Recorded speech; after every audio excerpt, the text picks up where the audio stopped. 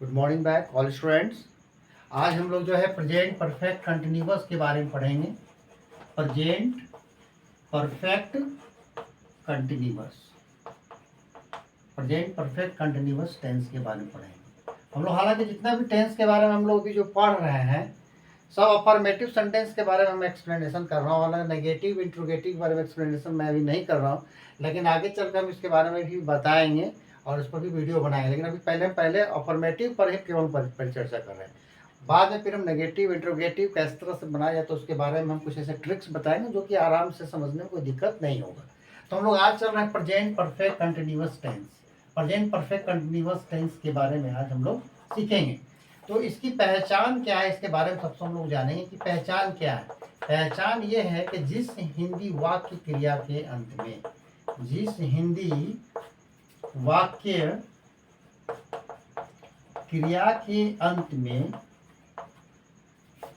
में आ रहा है, आ रहा हूं, आ रहे हो, इसमें रहा हूं रहे हो ये भी इत्यादि हो सकता है। रहा है, रहे हैं, किंतु इसके साथ समय होना चाहिए, समय सूचक होना चाहिए। समय सूचक शब्द अवश्य होना चाहिए।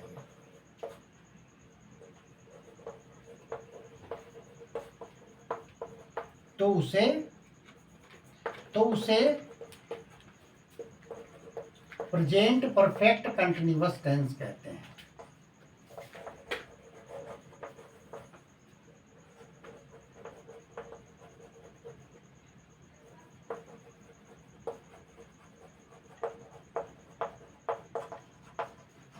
कहने का मतलब ये हुआ, जैसे मान लीजिए कि एग्जाम्पल के तौर पर कि वह 5 वर्षों से पढ़ते रहा है, 5 वर्षों से पढ़ते रहा है।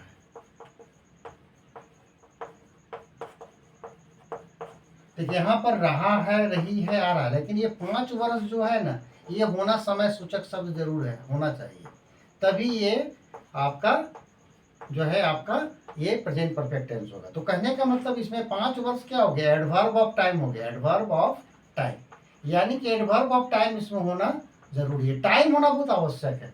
अगर इसमें टाइम नहीं है तो आप ये कह सकते हैं कि मतलब ये प्रेजेंट परफेक्ट कंटिन्यूअस टेंस में फिर नहीं है।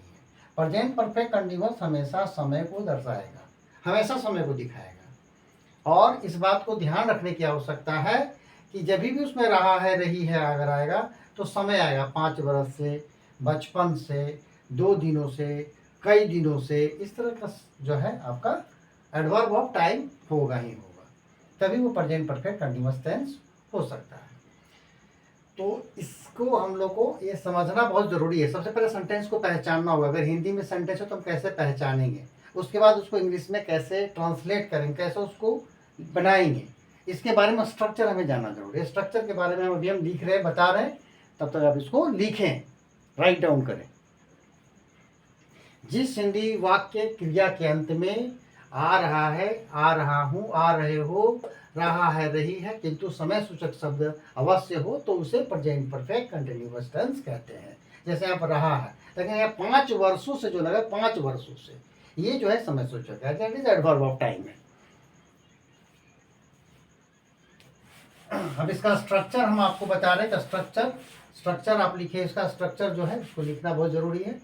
स्ट्रक्चर जो आपका होगा इसका, सब्जेक्ट 1 और सब्जेक्ट 2, सब्जेक्ट 1 या सब्जेक्ट 2 के साथ आपका लगेगा हैव, उसके बाद बीन लगेगा, हैव बीन, उसके बाद वर्ब का चौथा रूप ऑब्जेक्ट प्लस फॉर या सिंस, इसमें फॉर या सिंस का प्रयोग होता है, प्लस टाइम, जो आपका टाइम है वो आपका टाइम लगेगा, जो टाइम पीरियड है।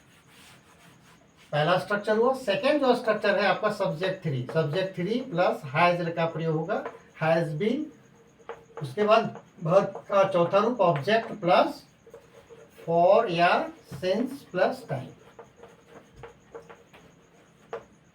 तो ये हमको, जैसे वह 5 वर्षों से पढ़ते रहा है, जिसका हम लोग को बनाना, तो कैसे बनाएंगे, ही हो जाएगा, ही का मतलब वह हो गया, पढ़ते रहा मतलब ये ही के साथ S3 हो गया, ही ही आपका S3 और S3 के साथ क्या लगेगा, हैज बीन लगेगा, यानी कि ही हैज बीन।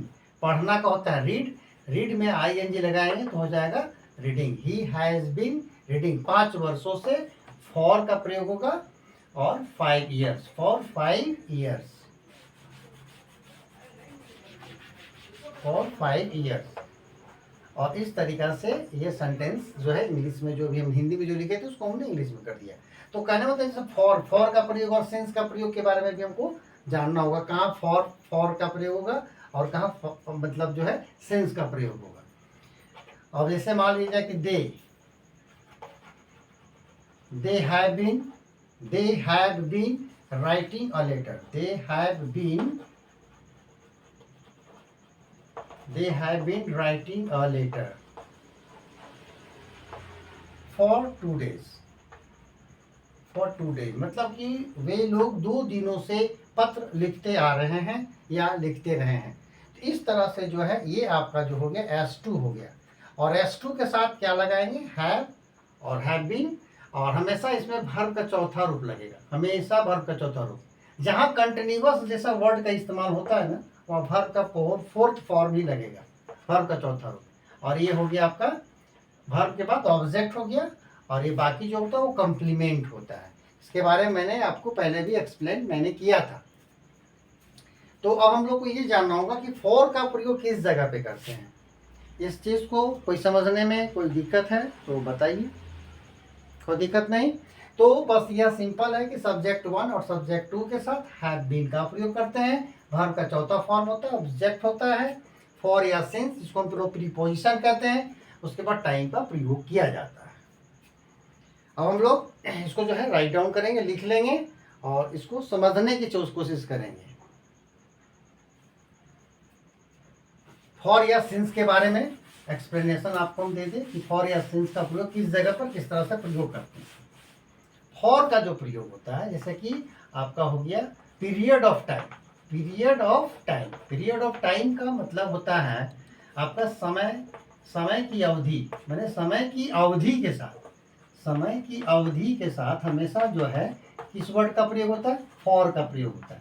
जैसे मान लीजिए 2 दिनों से, तो फॉर 2 डेज, 2 दिनों से, 7 दिनों से, 5 सप्ताह से, है ना, फॉर सेवरल डेज, कई दिनों से,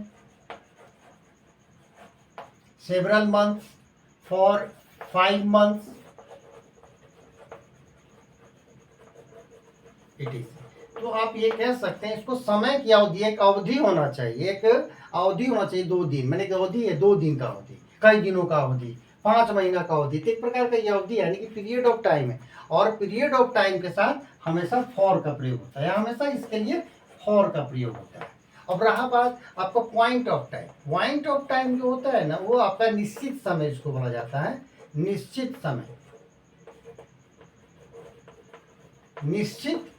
समय के साथ, निश्चित समय की जब अवधि होगी, निश्चित समय होगा, तो उसके साथ हम लोग जो है सेंस का प्रयोग करते हैं, सेंस का प्रयोग। जैसे बचपन से उसके जगह पर हम लोग क्या इस्तेमाल करेंगे, बचपन से, तो उस जगह पर हम लोग सेंस का प्रयोग करेंगे। जैसे एग्जाम्पल के तौर पर सिंस चाइल्डहुड, ये हो गया सिंस चाइल्डहुड, बचपन से, चाइल्डहुड बचपन से। अब जैसे हो गया सिंस, मतलब मान लीजिए सिंस जनवरी से, जैसे मान लीजिए कि आपको 1976 से,